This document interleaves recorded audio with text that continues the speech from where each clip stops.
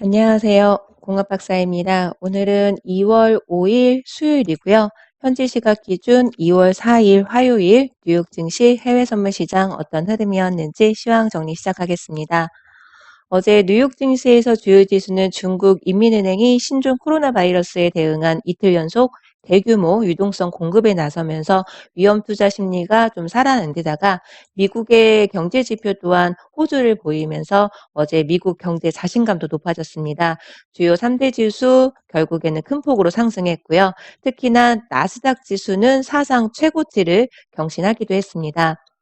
중국 인민은행은 연휴 이후 이틀 동안 1조 7천억 위안의 유동성을 쏟아 부었습니다라고 어저께 시황 정리에서 공유를 드렸었지요. 거기에다가 금리 인하에 나설 것이라는 기대감도 강화되었고 대출 우대금리와 지준율도 조만간 인하될 수 있을 것으로 보고 있습니다.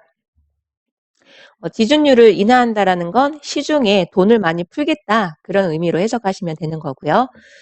미 백악관 레리 커들러 위원장은 이번 신종 코로나로 대중국 수출 증가가 지연될 수는 있어도 미국 경제에 미치는 영향은 미미할 것이다 라고 말했는데요. 어제 발표되었었던 미국의 12월 공장제 수주 실적도 시장 예상을 뛰어넘은 데다가 2018년 8월 이후 최대 증가폭으로 발표되면서 어제 뉴욕 증시 전반에 활력을 주었습니다. 거기다가 이틀 전에는 공급관리협회의 제조업 PMI가 6개월 만에 확장 국면으로 전환되면서 증시 반등에 기여를 하기도 했었죠. 어제 미국의 주요 기업의 실적은 좀 다소 실망스러웠지만 그래도 중국의 잇따른 경기 부양책과 미국의 이 경제 지표 호조는 글로벌 성장에 대한 우려가 일부 완화된 그런 분위기였습니다. 한편 신종 코로나 바이러스 이 사망자 수와 감염자 수는 꺾이지 않고 있습니다. 자, 어제 기준의 이 데이터인데요. 어제 제가 공유 드렸을 때만 하더라도 확진자 수가 2만 명 조금 상회했었던 걸로 나왔는데 만 하루 만에 4천 명이 좀 증가한 걸로 나왔습니다. 사망자 수와 완치자 수 수치도 다 나와 있고 지역별로 후베이가 가장 많은 사망자 수가 나왔는데요. 일단은 나라별로도 보면은 한국이 16명으로 이제 어제 기준이니까 16명으로 집계가 되었는데 우리나라는 좀 또 2명이 추가가 된 걸로 알고 있습니다. 오른쪽 이 확진자 수의 그래프를 보시면 굉장히 가파르게 올라가고 있는 만큼 아직 정점을 찍었다라고 확신할 수는 없는 상황인 것 같습니다. 트레이딩도 그렇지만 이러한 위험 요소로부터 조심하고 또 조심하고 조심해서 나쁠 건 없습니다. 항상 건강 유의하시기 바랍니다. 다우지수는 어제 1.44% 상승했고요. S&P 500 지수는 1.50%, 기술주 중심의 나스닥 지수 사상 최고치 또 경신하는 2.10% 상승 마감했습니다. 한편 국제유가는 중국 인민은행의 이러한 경기 부양책이 잇따라 나오면서 신종 코로나 바이러스 불확실성을 일부 상쇄시켜주는 등 어제는 위험자산 투자 심리가 회복된 데다가 미국의 경제 자신감까지 다시 나면서 금융시장이 좀 안도하는 분위기였음에도 불구하고 오펙을 비롯한 주요 산유국들의 감산 불확실성도 지속되면서 어제 또다시 50달러 아래로 하락했습니다.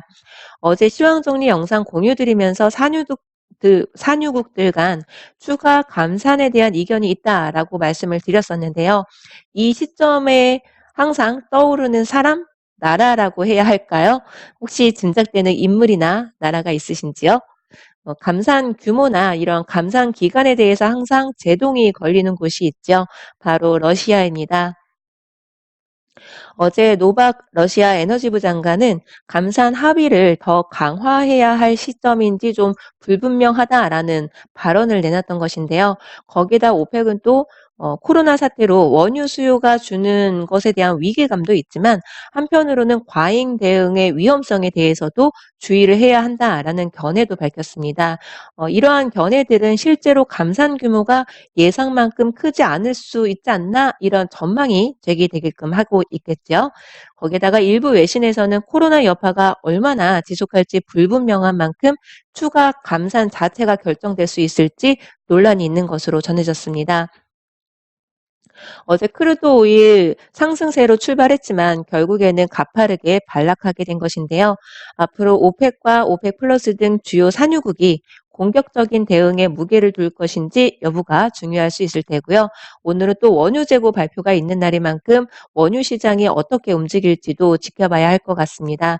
절대로 이 시점에 분석을 한다거나 예측을 하면 안 된다는 거 잘 알고 계시지요.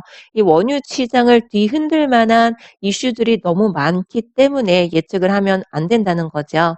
오늘의 경제지표 발표 시간대도 확인을 하셔야 되겠습니다. 저는 주로 검증 영상을 공유 드리는 그 시간대가 뉴욕 증시 개장 1시간 전후로 규칙적인 시간대에 진입을 하고 공유를 드렸었는데요. 최근에는 좀 다른 업무들로 인해서 시간 확보가 좀 쉽지 않습니다. 오늘도 혹시 몰라서 미리 검증 과정 영상 진행 중입니다. 60분봉 차트로 보면은 매도 추세 유지 중이지만 3분봉 차트 기준으로 봤었을 때에는 검증 영상의 내용을 다 담아놨는데요. 저는 일단은 TV 기준으로 매수 진입을 했고 30틱 단타 청산 후에 나머지 계약수는 지금 5060 본절 두고 대응을 하고 있습니다. 시황 정리도 해야 되고 여러 가지 업무 때문에 청산 시점을 좀 놓친 김에 어쩔 수 없이 5060으로 본절 대응을 하고 있는데요. 원래는 지금 이미 이렇게 지나갔기 때문에 '내가 더 좋은 수익 청산 구간을 놓쳤구나.' 이렇게 후회할 수도 있겠지만은 제 첫 번째 목표 자체가 60분봉 차트상에서 이 매도존을 터치를 할 것이냐, 올려줄 것이냐 그거를 확인을 하고 싶었기 때문에 본절된다 하더라도 30틱 수익만으로도 일단 시장에 감사하려고 합니다. 일단은 지금 남은 계약수는 5143 부근에서 청산할 준비를 하고 있고요. 그게 아니면 본절 청산되지 않을까 싶습니다.